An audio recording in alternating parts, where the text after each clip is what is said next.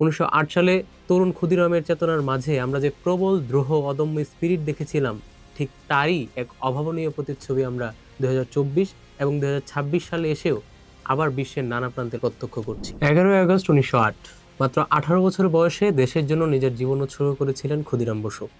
ক্ষুদিরামের সেই আত্মত্যাগের পর থেকে 1971-এর মুক্তিযুদ্ধ কিংবা 2024-এর সাম্প্রতিক জুলাই অভ্যুত্থান পর্যন্ত ঠিক সেই একই নবীন বয়সে মাতৃভূমির জন্য জীবন উৎসর্গ করেছেন আরও অজস্র অকুতোভয় তরুণ। সময়ের চাকা ঘুরেছে, বদলে গেছে বাস্তবতা, ঐতিহাসিক প্রেক্ষাপট, কিন্তু শতবর্ষের ব্যবধানেও তাদের প্রত্যেকের উদ্দেশ্য ও চেতনা ছিল এক ও অভিন্ন। আর সেই চূড়ান্ত উদ্দেশ্যটি আসলে একটি: মাতৃভূমি অথবা মৃত্যু। ক্ষুদিরাম বসু ছিলেন ব্রিটিশ ঔপনিবেশিক শাসন বিরোধী এক অমর শহীদ। ব্রিটিশদের সেই সরাসরি ঔপনিবেশিক শাসন থেকে আমরা ভৌগোলিক মুক্তি পেয়েছি আজ প্রায় 80 বছর হলো।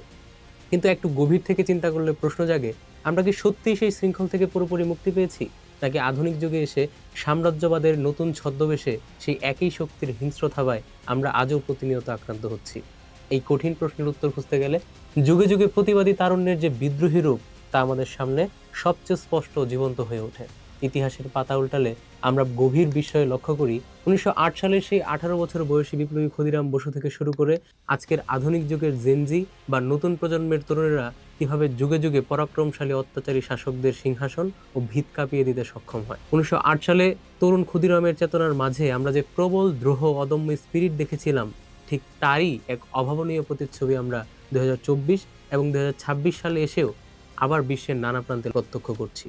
আজ সাম্রাজ্যবাদের বিস্তার এবং স্বৈরাচারের বিরুদ্ধে যে সংগ্রাম, তার কোনো নির্দিষ্ট দেশের নির্দিষ্ট ভৌগোলিক সীমানার মাঝে আটকে নেই।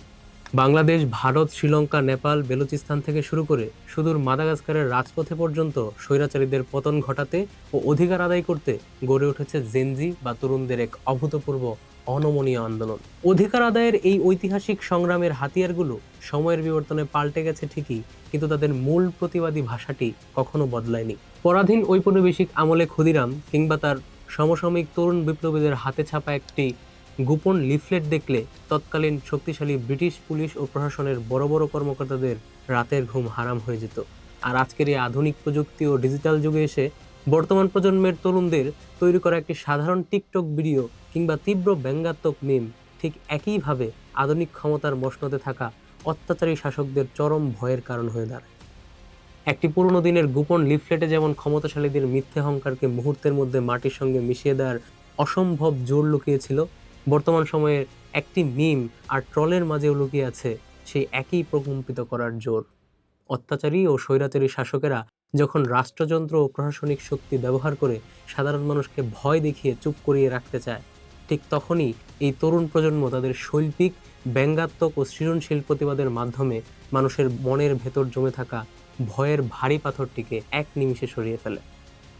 বর্তমানে সারা বিশ্বজুড়ে নিজেদের রাজনৈতিক ও অর্থনৈতিক আধিপত্য বিস্তারের উদ্দেশ্যে নতুন নতুন মোড়কে সাম্রাজ্যবাদী নানা আক্রমণ ও যুদ্ধ চাপিয়ে দেওয়া হচ্ছে।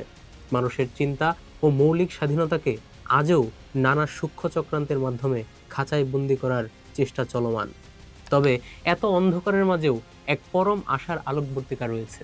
এমন নীরব বা সরব আক্রমণের বিপরীতে আজও অসংখ্য ক্ষুদিরাম পৃথিবীর নানা প্রান্তে নীরবে কিংবা প্রকাশ্যে নিজেদের মাতৃভূমির সুরক্ষায় লড়াই করে যাচ্ছেন। শোষণ আর অন্যায়ের দেয়াল চিরতরে গুড়িয়ে দিতে এবং স্বৈরাচারের ভিত কাঁপিয়ে দিতে এমন আরও অনেক নির্ভীক ক্ষুদিরাম যুগে যুগে জন্ম নিক। সাম্রাজ্যবাদ ও যে কোনো অন্যায়ের বিপরীতে সবসময় এভাবেই অটুট থাকুক অকুতভয় এই তরুণদের অপ্রতিরোধ্য সংগ্রাম।